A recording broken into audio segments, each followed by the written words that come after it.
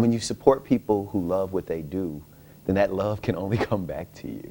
There's no way around that. You know, I don't mean to sound like the guy behind the pulpit, but that's absolute.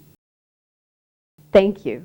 Deeply, truly, richly, thank you for making Copper Canyon possible and giving us the ability to be the kinds of poets we strive to be.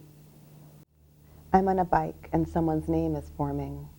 The road is potholes, the road is dust, cruising the dirt, the meadow humming with bugs, dust rising, tires crushing rock, bats ejecting from under the barn, streaming the insected air, the pulse, life repeating, life looping back, slowing down, getting longer, though it didn't and isn't.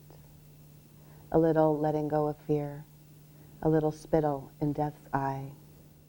You might hear a simile or a metaphor that changes the way you perceive a tree, or the wind, or a hand, or your mother.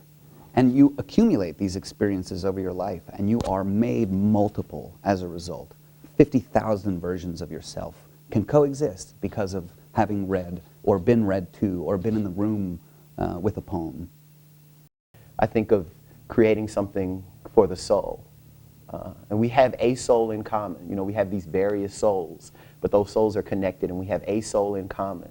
And I'm really interested in how I reach that soul we have in common. If there isn't someone to open a book and read it, then the poem doesn't really exist. You know, I feel that once a reader reads something, that completes the act of creation.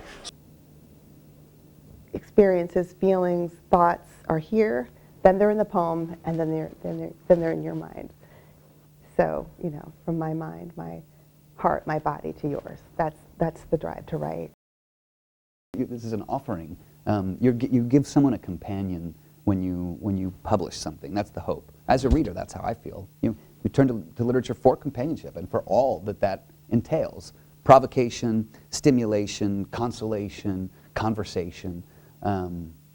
A poem can be all of those things, provide all of those things. Yeah, it's a wonderful service, you know, that you're doing, not just to the press and to the readers, but to our culture. So thank you very much. All the hundreds of beautiful books that Copper Canyon does, and they wouldn't exist without the supportive community of the donors. When people say that Copper Canyon is a family, it is a family. It feels like a family.